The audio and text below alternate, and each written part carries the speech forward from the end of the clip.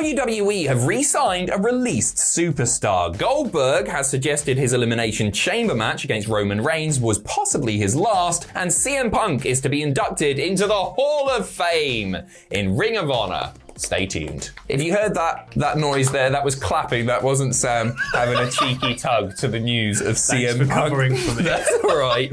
WWE have re-signed a released superstar again. This is nuts, right? He's a man who's been released so many I'm times. happy. I'm chuffed about it. Yeah. We are talking about one Drake Maverick. Rockstar Spud. WWE have reportedly re-signed Drake Maverick, according to PW Insider. But don't necessarily expect to see him back on our screens anytime soon, because the PW Insider state that Maverick is back with WWE but will not be wrestling. He's going to be working in a backstage role, possibly producing, doing something in creative. So he'll work behind the scenes at Raw. And apparently, he's actually been there a little bit. They've been there 3 or 4 weeks, and this news has only just come out. He is a creative genius, is a very strong word, but he's up there. Do you remember when he knocked his head and went back in time and progressed? I was about to say that, exactly. He's just proved to be so resilient over time, and even when he was given the Drake Maverick shtick, like, as GM, it was hard enough to kind of step into that, and then they did the AOP stuff, which nobody really wants to remember. Oh, the pissy pants! I love the pissy pants! That's a career highlight. I bet you had fun doing that. Legit piss, by the way. What? But the fact that he's in creative, the fact he's, going to be back in and around creative storylines and things like that, I think it's good. It is really good.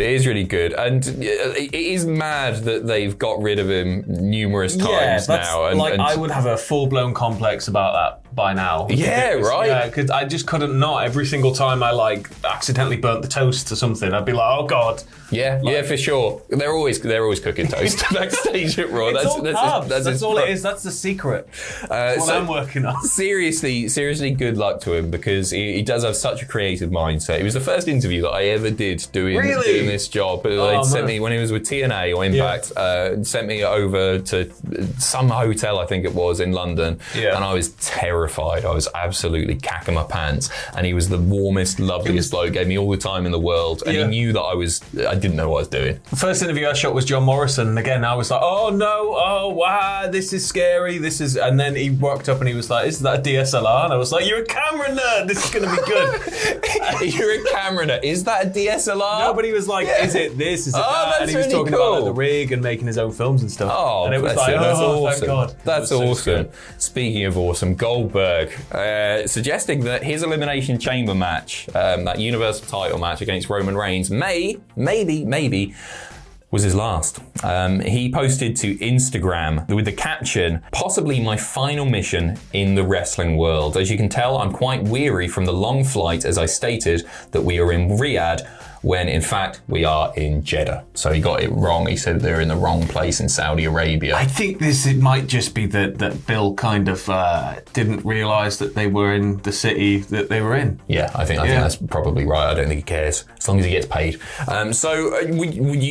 You're a Goldberg fan. You're still a Goldberg historically, fan. I'm not really current. Like I like Bill Goldberg. I just think it's getting a bit played out now. A little bit. Yeah, just a little, just a smidge. I would put money on this not being Goldberg's last match. He's going to sign like another 2-3 year deal. Yeah, for sure. Like even if he only works Saudi shows and the weeks leading up to them, like he will work another 2-3 years. Like he gets 7 figures for the matches that he's doing, and he has to wrestle for a few minutes. It was something stupid like $40 million. I think it was 20 or so. $20 million for like 40 minutes work.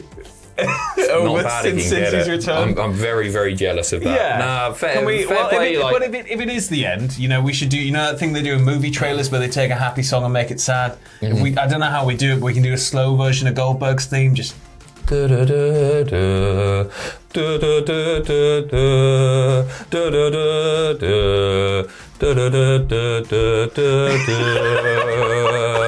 It won't be his last match, but he's saying that it might be, but maybe he's just saying that because he got the place name wrong. Who knows? Brock Lesnar is set for a SmackDown appearance this week and will defend the WWE title in Madison Square Garden. Ooh. On this week's Raw, Paul Heyman informing Brock that he will have to defend his newly won WWE title at the live event event in Madison Square Garden on March the 5th. This is the one that they've thrown all of the stars at because ticket sales weren't where they thought they would be. So they got Brock, they got Ronda, they got big names. They're not happy with their prior Garden performance, and they really, even at a cost, they really want to make a statement with it. So, but we don't know who's going to be wrestling because Heyman said that Lesnar's going to defend against Bobby Lashley, providing that he passes concussion protocol. We know that obviously he's got an iffy shoulder and he's probably going to be out for about 4 months. So that match won't happen. Heyman said that he'll name a new challenger for Lesnar if that concussion protocol, which isn't what's happening, isn't passed. So who knows who Lesnar's going to be defending against?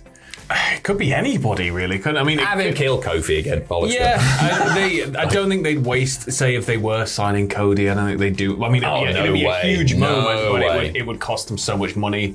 And so it's got to be somebody established. That's what I mean. Yeah. So it's like it'd ruin the buzz, wouldn't it? It'll be somebody like maybe a Finn Balor or something. I don't know what else he's doing on the show. It'll just be an established pro who will wrestle for 2 minutes. It'll be T-Bar. It'll be T-Bar. I would like it to be T-Bar in an actual full-on match. Yeah? Yeah. Cesaro. Do Cesaro, but don't have Brock squash him. Anyway, let us know who you think is going to be in the comments below. Lesnar also telling Heyman that he will be on SmackDown this week to confront Roman Reigns ahead of their title match at WrestleMania. 2 title matches also been made for future episodes of Raw. Next week, Damien Priest will defend his United States title against Finn Balor. That sort of lends credence to the idea that this is going to be a pretty short-lived team between Finn and Tommaso Ciampa if he's going into a singles title match. And it wouldn't actually surprise me if Finn Balor wins that one and holds that belt leading into WrestleMania. I feel like they've cooled off a little bit on Damien Priest. Yeah. And maybe there's a title switch happening there. Plus, I think the size of Priest in general, WWE might want to kind of take him out of that picture. You know, we know he's still got Bad Bunny there. There's a very close relationship with Bad Bunny on screen with Damien Priest. So maybe we can do something there before having him step up to maybe the IC picture. I think Bad Bunny, I don't expect to see Bad Bunny. I'm pretty sure he's got gigs around Mania. I just mean in general things he could do on TV if needed, or pay-per-view build-ups. But I think in the long term they need to get him toward IC and then big belts, because look at the size of him. Yeah, he's a big boy. I don't know why they've called off on him. I think he's really good.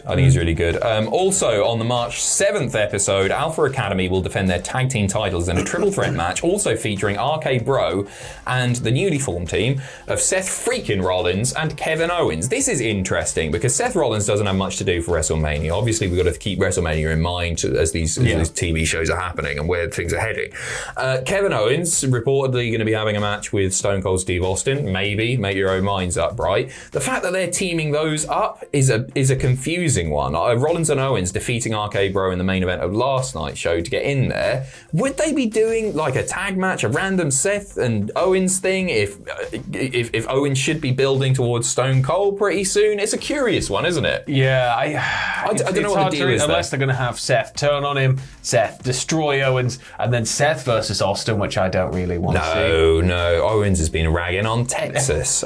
So I don't understand the deal here. Maybe this is contingency, right? Maybe that they don't know if they've got Austin yet, so have something as a backup. Yeah. And maybe I mean, Seth Rollins and Owens as tag champs. They're two people with history, and even if it is thrown together, there's always a number of avenues they can take it in terms of the relationship between the characters. So no, I don't know what's going on here. I don't know what's going on. As far as I'm concerned, this sort of ever since the Rumble, the build to WrestleMania, the road to WrestleMania has been pretty lackluster. It's almost like the show's being ripped up 10 minutes before it goes live every week. Who knows? And finally, lovely news for Phil Brooks, who's been inducted. Don't call him that, he doesn't like it. Sorry, Phil Punk. CM Punk being inducted into the Ring of Honor Hall of Fame. This was announced yesterday. The final inductee in their inaugural class, will be CM Punk. He'll be joining Bryan Danielson, the Briscoes, and Samoa Joe. What a stat! You've got all your big names done in year one, haven't you? Yeah, that's a WWE route. That. Stacked, absolutely stacked. Obviously, Punk did some of his best work in Ring of Honor. The Summer of Punk, the original Summer of Punk was legendary. He was there between 2002 and summer of 2005, and he really sort of the Lex Express. What? And he really helped make his name there. Some of his best work ever, and he's done a lot. And his work helped make Ring of Honor's name, along with Danielson, along with Joe, along with all these people. They kind of, really solidified that company. Yeah, for sure. So that's very exciting. Congratulations to CM Punk. That's it. A reminder. I'm having my mind read rather on Twitch tonight. Peter Antonio coming live on the show. Americans really Got Talent. They might find some disgusting things in there. So 6 p.m. GMT. We're still GMT, aren't we? Grubby skull. Twitch.tv/Cultaholic. See you there.